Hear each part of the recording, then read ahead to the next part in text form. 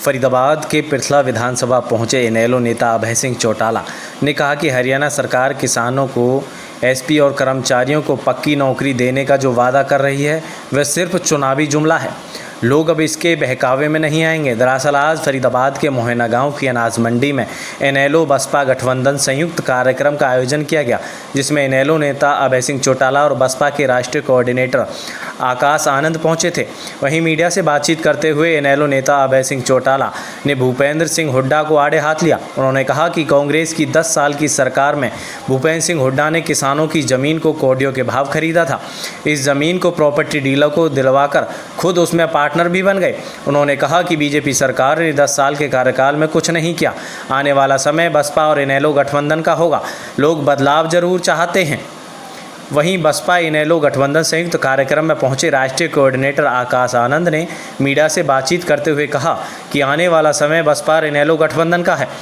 ऐसे उन्हें लगता है बसपा पार्टी के कार्यकर्ताओं के साथ साथ विधानसभा चुनाव में इनेलो का कार्यकर्ता भी लगकर काम करता हुआ नजर आएगा और आने वाले विधानसभा चुनावों में हरियाणा के अंदर गठबंधन की सरकार बनेगी।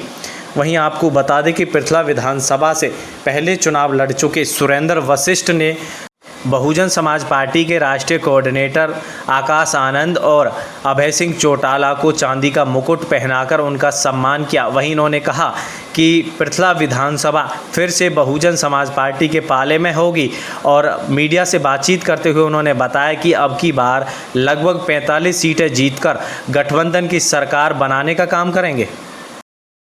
आप लोगों ने देखा कार्यक्रम में भारी जनसैलाब, इतनी बारिश और ऐसे खराब मौसम में इतनी तेज़ बारिश थी, मैं खुद बहुत भीग गया था बारिश में। तो ऐसे बरसात के मौसम में भी इतनी भारी तादाद में जनसैलाब उमड़ा है, इससे आप समझ सकते हो कि ये बहुजन समाज पार्टी और INLD का जो गठबंधन है उसको एक त्यौहार के रूप में लोग मना रहे हैं और गठबंधन की सरकार देखना चाहते हैं। ताऊ देवीलाल के पुराने जो पेंशन के जो कार्य और अच्छे जो उनके नेक कार्यों को ये गठबंधन और जो काशीराम जी ने जो उनके समय में जो काम हुए हैं, जो उत्तर प्रदेश में जो हमारी माननीय मुख्यमंत्री जी मायावती जी ने जो उत्तर प्रदेश की तर्ज पर ये गठबंधन काम करेगा, चाहे वो नोएडा के विकास की बात हो, चाहे लॉ एंड ऑर्डर वहाँ की कानून व्यवस्था की बात हो, चाहे चिकित्सा की बात हो, चाहे यहाँ के यातायात के साधन की बात हो, ये गठबंधन पे लोगों की आस टिकी हुई है और ये सभी लोग इस गठबंधन पर बहुत इन पर विश्वास है और त्यौहार की तरह इस गठबंधन की खुशी लोग मना रहे हैं। आप मानते हैं कि आने वाले विधानसभा चुनाव में गठबंधन का जादू चलेगा?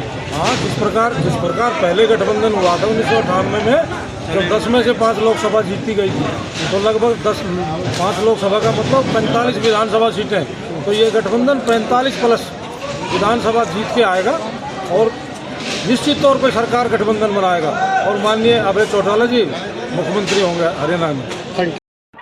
आनंद जी, किस तरीके से देखते हो गठबंधन से कितनी मजबूती मिलेगी बसपा को हरियाणा में?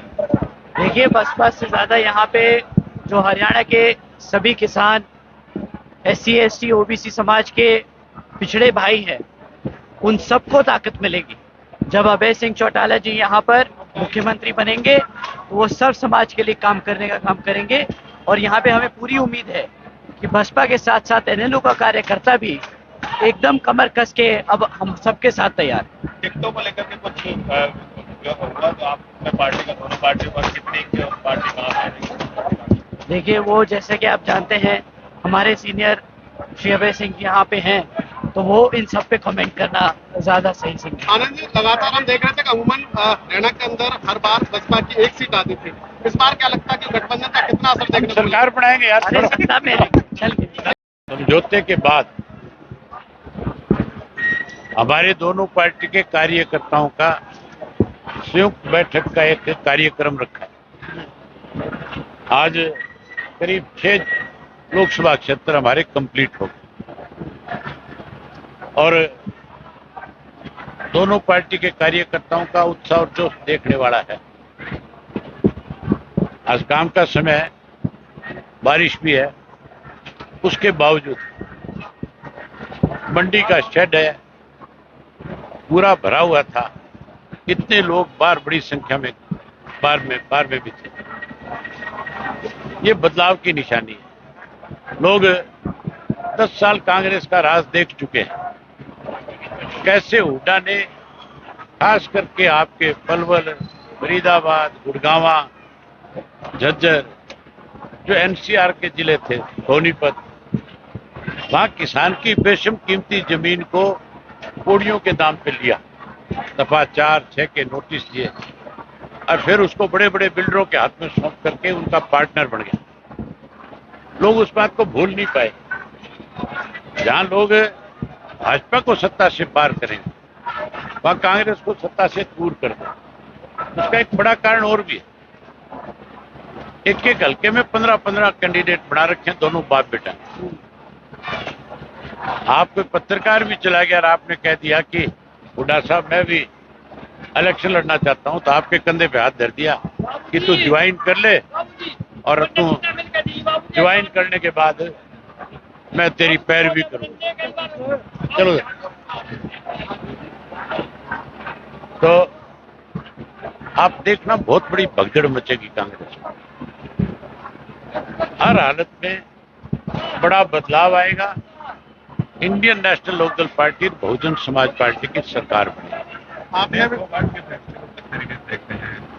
फैसला अभी आना बाकी है उसका।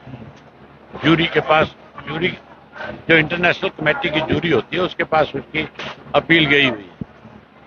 हम तो उम्मीद करेंगे कि फैसला अच्छा है। उसको सिल्वर मेडल जरूर मिलना चाहिए। अगर ना दिया जाए तो हमारी सरकार की जिम्मेवारी है कि उसको गोल्ड मेडलिस्ट के रूप में सम्मानित करना चाहिए। सरकार में सम्मान की बात जरूर है।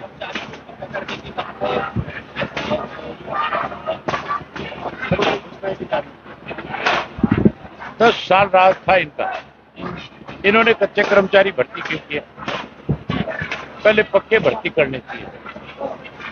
अब चुनाव आ गया, कर्मचारी विरोध कर रहे हैं, इसलिए कैसे कर्मचारियों को शांत किया जाए, ये घोषणाएं हैं।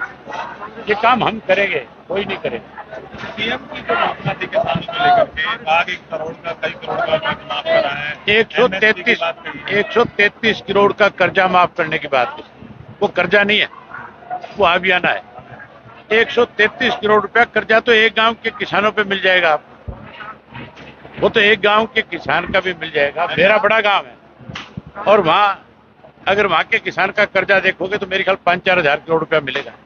जो विधानसभा के चुनाव के नतीजे से प्राप्त करें, कांग्रेस में भगदड़ मचेगी। वो 15-15 कैंडिडेट आपके पास आएंगे तो आपकी करते क्या? हम तो समय बताएगा, जब कोई देने की बात आएगी आपको जरूर बुलाऊंगा। राय सर हैं? क्या लगता है आपको? सही बताओ, आप बताओ। सर गठबंधन नहीं टूटेगा तो बन जाएगी ना, तो गठबंधन नहीं टूटेगा। सर दीपेंद्र हुड्डा लगातार जो है वो कहीं ना कहीं रैलियां कर रहे हैं और दीपेंद्र हुड्डा ने कहा है कि जेजेपी और एनएलओ एक ऐसी पार्टी है जिनका सीधा टक्कर जो है वो नोटा से रहने वाली, किसी और पार्टी से नहीं है। दीपेंद्र हुड्डा कह रहे हैं। उसको अपना ध्यान रख। हमारे